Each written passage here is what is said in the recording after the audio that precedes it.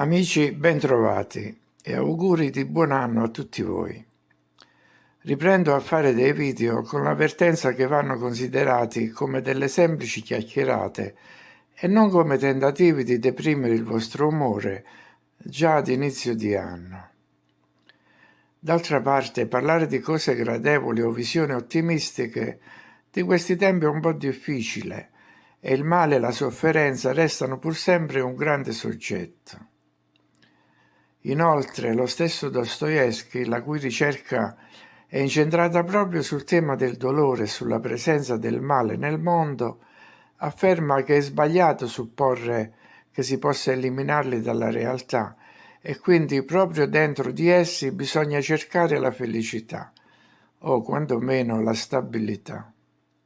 Sarebbe bello, certo, ma sembra alquanto difficile in questo contesto, questa specie di fabbrica del dolore fra colpi di Stato, censure e costrizioni varie, anche se per la verità non mancano alcuni effetti tragicomici. Dopo le cliniche virtuali e gli infermieri robot, ora infatti dentro i confessionali abbiamo anche un Gesù artificialmente intelligente, per fedeli clonati. E l'unica cosa positiva che mi viene in mente è che forse ci saranno meno contatti fisici nelle chiese. TikTok continua a dare il meglio di sé e anche la scienza continua imperterrita a mietere record con sempre nuove perle di sapere. Certo, è presto per dire, ma il 2025 sembra quasi uguale all'anno appena passato. La maggior parte delle persone vive ancora su un pallone e solo in Brasile la situazione è migliore. Siamo immersi o sommersi quotidianamente dalle bugie del sistema. Volendo solo accennare a una parte delle menzogne, bisognerebbe riscrivere milioni di pagine, cioè buona parte di quante sono quelle della famosa enciclopedia. Tutti i settori ne sono stati contaminati: arte, scienza, religione, architettura, scultura, storia, geografia, antropologia, archeologia, eccetera. Quasi tutto si basa su una narrazione distorta, ingannevole, per cui quando si accenna a qualcuno del fatto che la Terra ha una forma diversa da quella che ci viene insegnata, l'obiezione è: perché mentirebbero? E quando gli si dice che ci stanno portando al macello, con il loro incomprensibile fervore ideologico guerrafondaio, reagiscono in questo modo. Ma perché dovrebbero farlo? Visto che morirebbero anche loro, sono esseri umani come noi, respirano e mangiano come noi, sono esseri pensanti che devono costruire un futuro. A cosa gli gioverebbe una bomba in testa, eccetera, eccetera. È chiaro che non hanno ancora capito che abbiamo a che fare con dei biorobot col gene della crudeltà potenziato. E quasi tutti rimarrebbero sorpresi se sapessero che ci sono già più robot su questa terra che persone. Insomma, qualcuno ha creato una prigione e ci ha rinchiuso. E fra noi ci sono anche i carcerieri, sotto le mentite spoglie di legislatori, giudici, moralisti. Credo che, anche senza di loro, le persone saprebbero gestirsi allo stesso modo, se non meglio. È ormai indubbio che ci sia un'organizzazione nascosta che vuole sottometterci in modo definitivo, imprigionarci non solo fisicamente, ma anche mentalmente. Un potere che utilizza una mente artificiale per scegliere la maniera per intervenire sui popoli, qui con la magia nera tecnologica, là con una vera guerra, altrove con la fame e tutta una serie di strategie psicologiche. A volte ho l'impressione che siamo grandi come formiche che brulicano su questo pezzo di terra con delle entità gigantesche che le osservano. Infatti sembra anche che siano molto interessate a investigare sulle nostre persone. Vogliono sapere tutto delle nostre vite e a volte penso che ci stiano copiando per ingollarci da qualche altra parte. Forse per creare personaggi come i Sim, per simulare la vita quotidiana in un videogioco da esportazione, migliorato con l'aggiunta di nuovi stati umorali, per esempio stordito, isterico, posseduto. Ora vorrebbero chiudere per sempre il capitolo della sottomissione, la conquista definitiva della restante umanità, ma ci girano ancora intorno con atteggiamenti strani, privi di senso. Uno dice che la guerra è persa, ma altri vogliono prolungarla lo stesso. Un giorno dicono che il nemico combatte con le pale, il giorno dopo si scopre che possiede missili che nessuno può intercettare. Volete fare questa guerra? Allora fatela, ma basta con tutte queste parole al vento, questa storia delle linee rosse invalicabili, la corsa alle armi per scopi difensivi, eccetera. Per ogni evenienza poi cominciano anche le prove per la nuova religione, la carta aliena.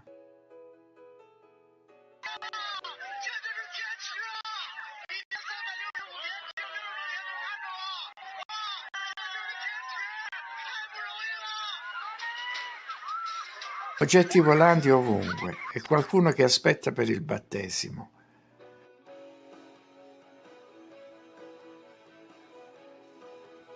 Un teatro dell'assurdo in cui anche i simboli sono inquietanti e i gesti possono diventare messaggi esoterici. Ho raccolto alcune immagini, ma probabilmente ce ne saranno altre simili, di questo gesto che potrebbe essere causale, ma potrebbe anche non esserlo a causa di alcune implicazioni.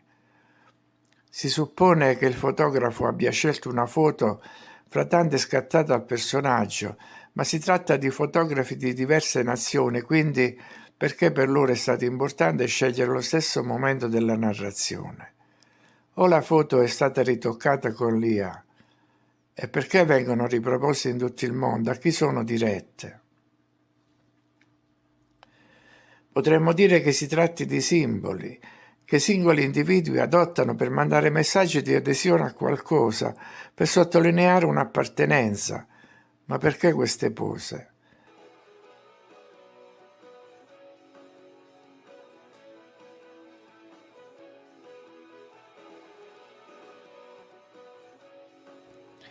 E ciò succede anche a un livello superiore, in cui nazioni all'apparenza nemiche adottano simboli uguali, bandiere, inni e stemma come questo dell'aquila. La terra è divisa in stati indipendenti, ciascuna unità con la propria lingua, e tuttavia molti mostrano questo potente simbolo energetico. È solo un simbolo tecnico sopravvissuto fino ad oggi, o si tratta dell'aquila della grande Tartaria che si sono spartiti?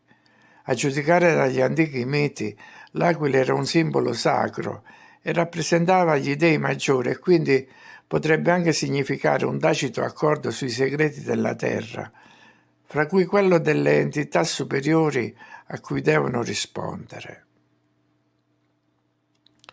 Tutti i governanti di tutti i paesi hanno istituzionalizzato le bugie, a est come a ovest, e anche solo per questo, per il loro silenzio, sono tutti colpevoli.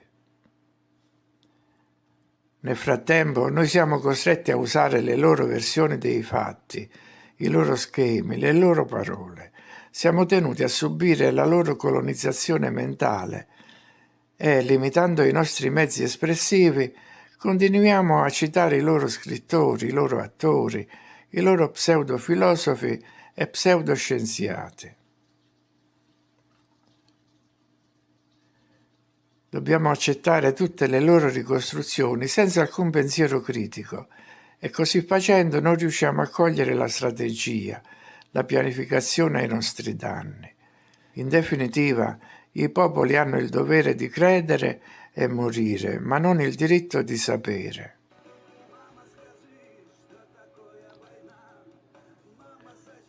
E se qualche prova di una diversa conoscenza sfugge al controllo, tentano in tutti i modi di confonderla, addirittura bruciarla, come accade con le cattedrali. Di questo ha parlato anche il vescovo Viganò, dicendo che distruggono la sacralità originale per sostituirla col demoniaco. ma forse Viganò, pur dicendo qualcosa, non dice tutto. Il significato di quanto accade va oltre le sue parole. Forse c'è qualcosa nelle cattedrali collegato al risveglio della coscienza che potrebbe ancora attivarsi. Un potere nascosto di cui ci stanno privando, come è accaduto con le campane sostituite con imitazioni.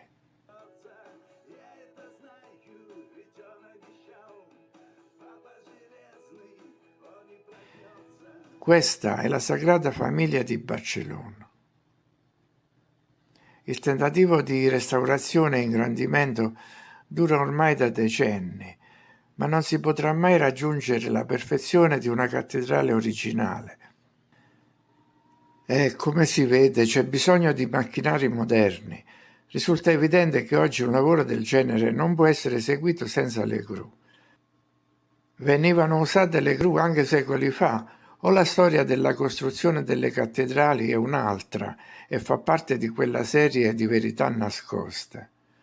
Il processo è evidente anche per quanto riguarda le cosiddette chiese ortodosse. Le cupole oggi non potrebbero essere posizionate senza le gru.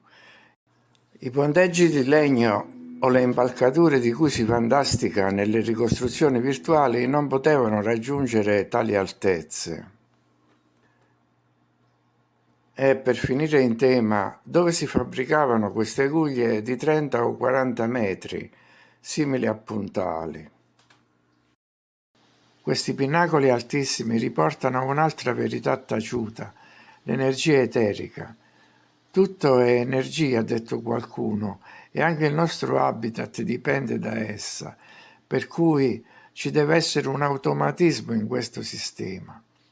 Apro una parentesi. Il mito di Atlante ci viene falsamente proposto come un titano che sostiene il mondo, ma dove avrebbe potuto poggiare i piedi se aveva il mondo sulle spalle e come poteva reggere una terra che gira.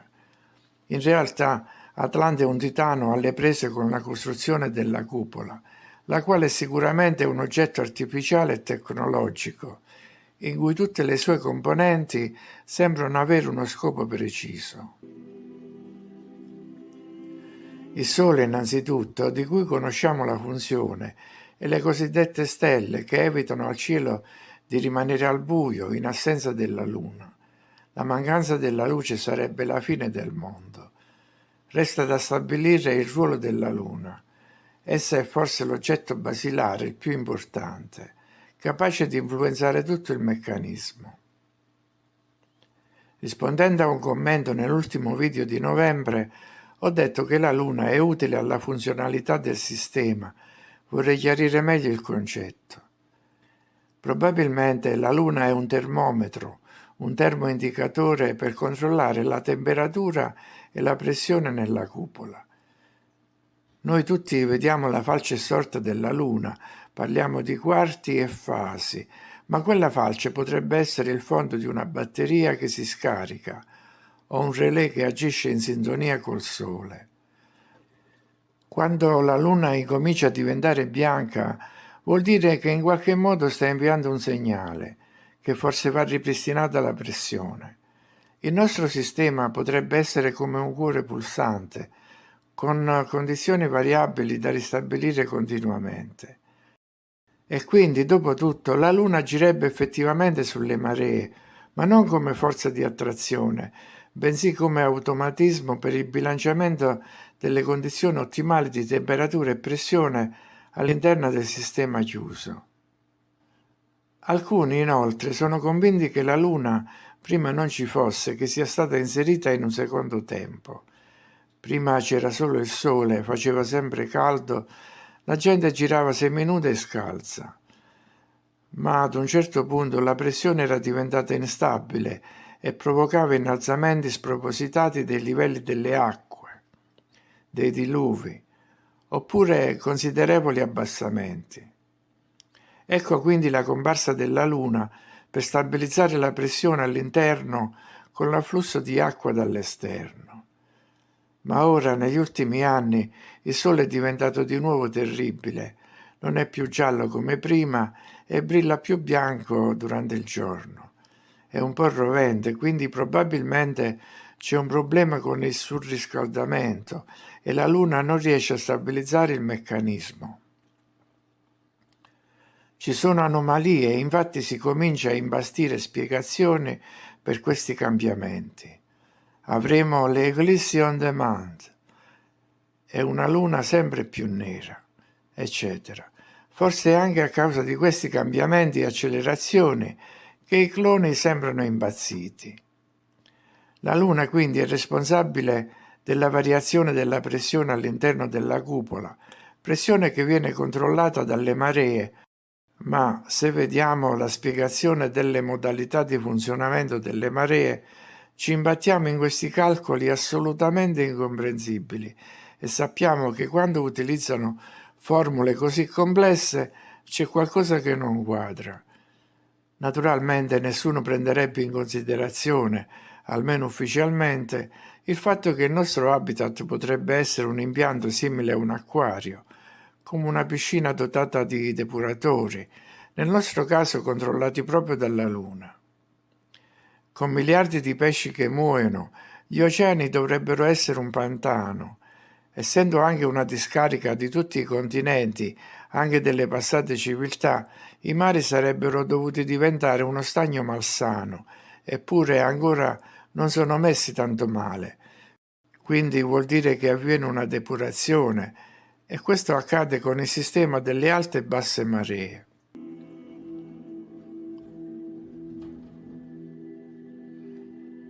Ne consegue che, dove più alte sono le maree, dovremmo avere gli sbocchi di entrata delle correnti sottomarine.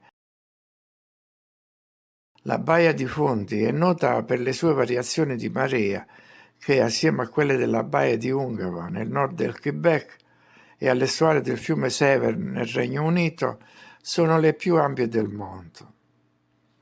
Durante il periodo di 12 ore, 115 miliardi di tonnellate di acqua attraversano la Baia di Fundy, dove il liquido sale di livello fino a 20 metri. La mia idea è che l'acqua salga dall'interno stesso dell'oceano, esattamente come in un impianto di depurazione di una piscina. Strettamente legata a questa funzione credo che sia anche la corrente del Golfo.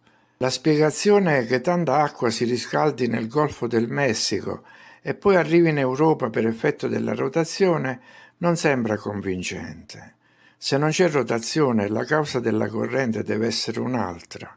E il caso vuole che in quei pressi ci sia anche il triangolo delle Bermude, dove è sconsigliato indagare. Quindi ci deve essere un flusso sotterraneo da qualche parte che si attiva, anche se non sarebbe il solo, considerato che c'è anche il mistero dei fiumi sottomarini, ma che potrebbero non essere più un mistero se si prendono in considerazione più condotti che immettono acqua nell'acquario. E si tratta di un'acqua diversa, la cui composizione chimica è ricca di ossigeno, quindi non si origina nel fondo del mare ma altrove. E poi c'è la faccenda dei salmoni che effettuano delle migrazioni fino a 3.000 chilometri. Probabilmente utilizzano determinate correnti per raggiungere il luogo in cui sono nati e deporre le uova. Cosa li aiuta? Sicuramente i maggiori quantitativi di nutrienti presenti in quelle acque, provenienti da chissà dove. Un salmone potrebbe saperne più di noi.